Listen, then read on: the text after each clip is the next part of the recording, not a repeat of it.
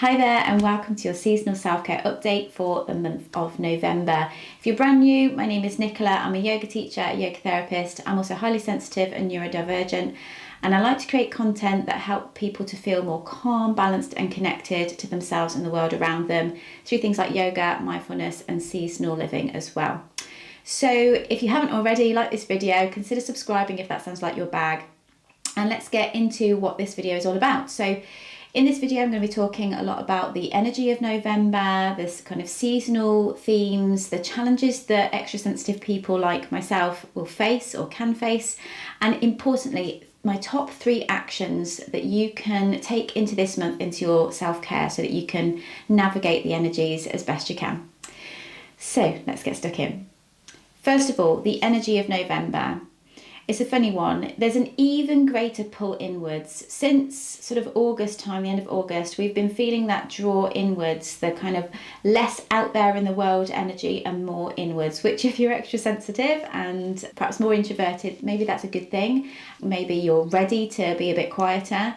But along with that, there is this journey from intense beauty in the natural world with like a real riot of colours. Like November is the month when there's that kind of final finale of all the colours into starkness, into that kind of more stark colour palette. The leaves kind of end up being that kind of brown mulch on the ground and the leaves are bare, the trees are bare, sorry.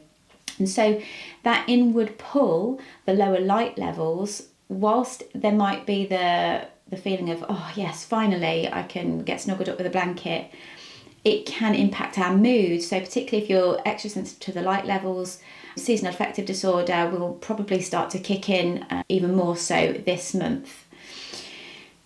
Now, alongside that, it goes without saying, we're at a time on the planet when there is a huge amount of transition, change, polarity, conflict. And so energetically, there's just a lot of heaviness, a heavy feeling in the world as well. So those two go hand in hand really to potentially impact our mood. So it wouldn't surprise me if you were starting to feel quite low or overwhelmed in an emotional way, perhaps. Now, regardless of what's going on, November is a month that is linked to physically the lungs. In Chinese medicine, this is a key organ for this time of the year, but also the emotion of grief. And if you think about it logically, you know, the trees are completely letting go at this point. Everything's turning to mulch. You know, the plants, not all plants, but obviously there's a lot of kind of death around us in the kind of plant world. And so that theme of grief can feel quite tangible at this time. So it isn't surprising if those feelings come up for you. So I guess then the big challenges, particularly if you're extra sensitive like me, is first of all the big emotions, not just your own, but those of your immediate people that are around you, but also your wider communities, and going even bigger than that, nationally, globally. There are big emotions, and if you're extra sensitive, they're going to be felt more deeply. And if you're neurodivergent as well, then it might take longer to process them, and it might be tricky to kind of work your way through them, particularly if there's a lot of competing feelings. So that's one of the challenges. Obviously, as I've mentioned, the light changes, the weather changes can make dressing tricky, knowing what to wear. Even things like, I'm very sensitive to the wind, for example, so I will definitely be getting some ear muffs going this month.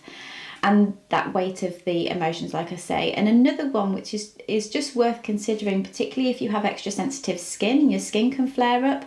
We're at greater risk of having dry skin at this time because of the weather shift. So it's worth having some hand cream handy, or, excuse the pun, some oils, almond oil for some self-massage can be really helpful too. Okay, important top 3 actions. My third one is the most important, I'll get to that. So the first one that I will be doing and that I suggest and go into a bit more deeply in my membership space is audit the basics. Audit your basic self-care. So the basics for me is sleep and rest. I pair those together. Hydration and nourishing food. So sleep and rest, they're different but the same. So what's your sleep hygiene like? Are you having enough time to wind down before bed? Are you doing things that help to relax you or things to stimulate you? It's really tempting at this time of the year to get pulled into too much like distraction tactics, like watching TV for too long or doom scrolling for too long, and this can impact our sleep. So check how much sleep are you having.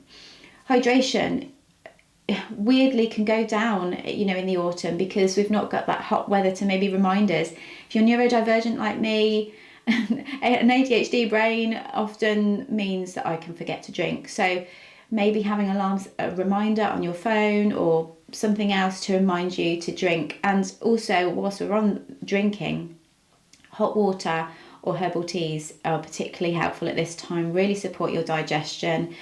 Really cold water can be quite harsh on the system, so maybe some warm water or some herbal teas would be great. And then nourishing food. What are you feeding yourself? Is it convenience food? Is it time to do a bit of batch cooking? Things that are really easy on the digestion, like root vegetables, things with ginger in, turmeric, some warming spices. Anything that's kind of very gently helping to keep that digestive system going, that's easy to digest. Soups and stews. Think soups and stews. Second action is to breathe. Any practices that help you to, first of all, notice your breath, connect to your breath, and help to facilitate a deeper, slower breath is going to help your nervous system just come back to a more regulated state. And it will also hopefully help you in moving emotions through the body. Often when we come back to the breath, if we've been holding an emotion, then it might allow that emotion safe passage through the body. Sometimes, doing a few minutes of breath work, can help release a little cry that we've been needing to have, or help us to go, oh, crikey, I've really been holding on to that and I want to let it go. If you think about the breath cycle, it's all about receiving and then letting go. So it's very symbolic for that movement of emotion. So if you haven't got a breath practice, the best way I found to start was by joining a yoga class. It doesn't have to be a yoga class. Check out my seasonal yoga video if you're interested in that, because I've got a really lovely simple practice this month which pairs movement with really nice gentle breath that just helps to bring you back to your breath, and as I say, provide a chance for stress, tension, and maybe some emotion to release. Finally, my third and most important one that I'm really trying to tell myself as well, I'm really going to try and do this month, is to simplify. As we went to auditing the basics in the first action, simplify is to just take a look at everything that you're doing, all of your commitments, the people you see, the things that you have to do, the things that you want to do, your daily routines, and really honestly ask yourself, what is absolutely essential? What is the most important 3 to 5 things that I know I need to do to look after myself and keep my daily things going? And what else is just added extras? What's the fluff that can go? Because as we go into the colder months, it's harder to keep our energy at the same level. We don't have as much energy in the darker months, and that's a natural thing. It's part of the seasonal flux. We are part of nature. So ask yourself what can go. This might mean putting in boundaries. It might be like saying no to people. It might be, I don't know, let's say you go to a certain book club or something, and maybe that's something that you don't do through the darker months. It's really asking yourself what you actually need to keep yourself well and stripping it back, because sometimes when we've got too much going on, that's just going to lead to greater overwhelm at a time of the year when energy is a little bit less. Okay, so they are my top 3 actions. Let me know if you've got any other suggestions in the comments below. If you've liked this video, please like it. It really helps my channel to grow. Consider subscribing if you're brand new. I'd love to have you part of this community. And if you want more information about seasonal self-care or supporting yourself as an extra sensitive person, then please consider subscribing to my mailing list, where I try not to spam you, but I do offer lots of self-care advice for people like myself who are extra sensitive and really desire greater calm, balance and connection in their life through things, as I've said, yoga, mindfulness and connection to the seasons. All right. Take care and have an absolutely fabulous November. I hope it really goes smoothly for you.